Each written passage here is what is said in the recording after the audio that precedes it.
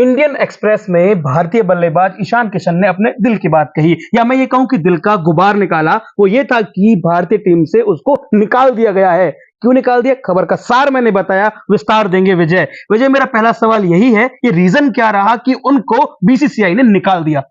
देखिए, इस टाइम पे सोशल मीडिया पे संदीप भाई बिल्कुल छाया हुआ है, ये मुद्दा छाया हुआ है और कई सारे लोग इसको जोन वाइज भी देख रहे हैं। अच्छा। कि शायद ईशान किशन क्योंकि बिहार झारखंड से ताल्लुकात रखते हैं इसलिए उनको मौका नहीं मिल पा रहा, क्योंकि ना उधर से ज्यादा प्रतिनिधित्व बीसीसीआई में होता है, ना ही महेंद्र सिंह धोनी के बाद कोई ऐसा बड़ा प्लेयर आया जो उस जोन को रिप्रेजेंट करता हो। कुछ लोग इस नजरिए से भी देख रहे हैं, कुछ लोग उनको दूसरे नजरिए से देख रहे हैं कि शायद उनका जो राहुल द्रविड़ जो मौजूदा कोच थे उनके साथ कुछ अनबन हो गई, इस वजह से उनको टीम में मौका नहीं मिला। ऐसे बहुत सारे मिथ्स हैं जो चल भी रहे हैं, बहुत सारी बात है जो लेकिन मैं यहाँ पर ये जानना चाहूंगा, सिर्फ मैं उस कॉन्ट्रैक्ट की बात करना चाहूंगा। मैं बात ये करना चाहूंगा एक प्लेयर के दृष्टिकोण से अगर हम देखते हैं तो क्या ये उनके साथ ठीक है? देखिए, ठीक और गलत पे मैं थोड़ी देर बाद आता हूं। सबसे पहले अपने दर्शकों को वजह बता देना जरूरी है कि जो बिल्कुल शुरुआत में सबसे पहले वजह है आप सबका जानना जरूरी है कि क्यों ईशान किशन के साथ ऐसा हुआ कि इतना सारा ढेर सारा रन बनाने के बावजूद एक प्लेयर अब पहले बेंच पे बैठा, फिर टीम के सेंट्रल कॉन्ट्रैक्ट से, बीसीसीआई के सेंट्रल कॉन्ट्रैक्ट से बाहर गया। उनके साथ श्रेयस अय्यर भी थे और उसके बाद अब उनको टीम में वापस दोबारा खेलने का जो रास्ता दिख रहा है वो शायद अब थोड़ा नामुमकिन सा दिख रहा है, थोड़ा सा धूमिल दिख रहा है। अब आसान नहीं होगा मौजूदा हालात को देखते हुए। तो मैं आपको बताऊं वो वजह की थी जिसकी वजह से ईशान किशन के साथ ये हुआ कि आज वो टीम इंडिया से बाहर है, सेंट्रल कॉन्ट्रैक्ट से बाहर है। वजह यह थी कि 2023 में भारत को जो है साउथ अफ्रीका के साथ टेस्ट, वनडे और एक T20 की सीरीज खेलनी थी। सब कुछ बढ़िया चल रहा था। ईशान किशन को वनडे की टीम में नहीं शामिल किया गया था, टेस्ट और T20 में ईशान किशन को शामिल किया गया था। पहले T20 मैचेस होने थे, T20 मैचेस हुए, ईशान किशन को उनमें खेलने का मौका नहीं मिला, उन्हें बेंच पे बैठाया रह गया। ये भी कोई बड़ी बात नहीं, बीसीसीआई का एक अधिकार क्षेत्र है, उसमें कोई बहुत बड़ी बात नहीं है। ये कप्तान और जो है टीम का जो कोच है उसका अधिकार क्षेत्र है। सिलेक्शन कमेटी ने आपको सेलेक्ट करके ये 15 प्लेयर दे दिए। अब वो कप्तान तय करेगा कि कौन सी पिच पे हमें किस प्लेयर के साथ जाना है, किस प्लेयर के साथ ज्यादा नहीं है।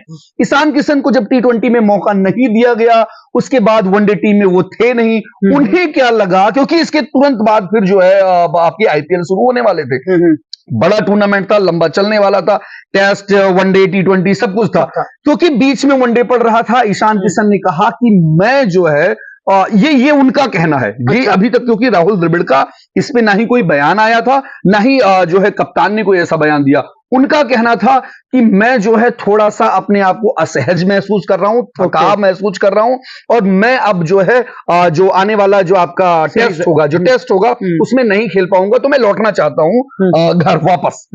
वहां पे राहुल द्रविड़ का और जैसा जो सचिव उनका कहना था कि आप जाइए यहां से वापस, क्योंकि अगर आप टीम में दोबारा खेलना चाहते हैं तो आपको अब, और ये नियम बना दिया गया है बाकायदा, जब से राहुल द्रविड़ आए हैं वो स्ट्रिक्ट हो गए हैं कि जब तक आप टीम में आए ठीक है, टीम से बाहर गए, अब अगर दोबारा टीम इंडिया में आपको वापसी करनी है तो आपको घरेलू सीरीज में रन बनाने पड़ेंगे। आपका जो घरेलू टूर्नामेंट्स होता है यानी कि रणजी, वहां रन बनाने होंगे। जय शाह का सख्त निर्देश था, राहुल द्रविड़ का सख्त निर्देश था, लेकिन उनके निर्देशों को दरकिनार करते हुए ईशान किशन बड़ोदरा चले गए हार्दिक पांड्या के साथ मुंबई इंडियंस के लिए अच्छा खेलने के लिए, आईपीएल में प्रैक्टिस करने के लिए।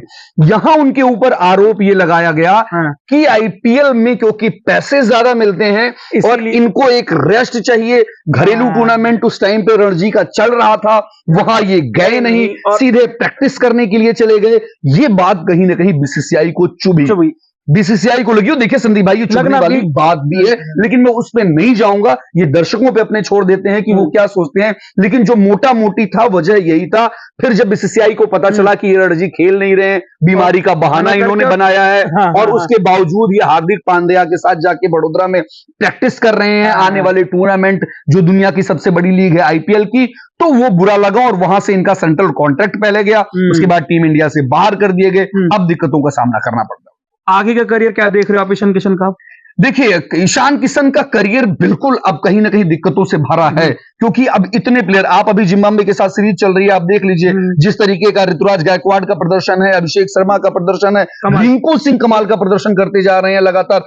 ये देखिए, रिंकू सिंह वही है जो पूरे टूर्नामेंट में सबने जो है T20 का वर्ल्ड कप गया है, सब कह रहे थे कि रिंकू सिंह को टीम में होना चाहिए, लेकिन रिंकू सिंह ने एक शब्द इस पे बयान नहीं दिया। रिंकू सिंह का सीधा कहना था, समय का वेट कर रहा हूं, मिलेगा मौका, अच्छा प्रदर्शन करके दिखाऊंगा। बीसीसीआई ने इनाम दिया, खेला उन्होंने अभी जिम्बाब्वे के साथ दूसरे मैच में जबरदस्त खेला, जैसी फिनिश की उम्मीद थी वैसी थी। लेकिन वह जो अभी चर्चा का विषय बनी हुई है, वो वसा चर्चा का विषय बनी हुई है संदीप भाई, ईशान किशन का वो इंटरव्यू इंडियन एक्सप्रेस में जो वही वायरल है, वही वायरल है, इन्होंने बात भी कर रहे हैं कि वो वायरल हुआ, इसके बाद हम लोग बात भी बिल्कुल उसमें उन्होंने, मैं अपने दर्शकों को बता दूं कि वर्ड टू वर्ड कहा क्या।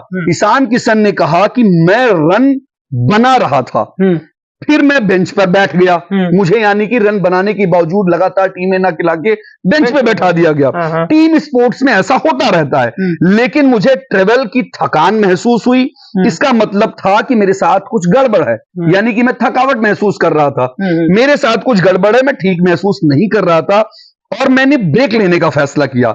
हालांकि दुख की बात यह है कि मेरा परिवार या कुछ करीबी लोगों को छोड़कर किसी ने मुझे समझा नहीं, यह डिप्रेसिंग था। आज मैं यह नहीं कहूंगा कि कुछ सही था, सब कुछ सही था, मेरे लिए यह सब कुछ आसान नहीं था, काफी बुरे हालात से गुजरा हूं और गुजर रहा भी हूं। मेरे दिमाग में यह सब चलता रहा है, यार क्या हो गया, क्यों हो गया, मेरे ही साथ क्यों, जब मैं परफॉर्म कर रहा था तब मैं टीम में बेंच पे क्यों बैठा था। ये उनकी कहने की बात है।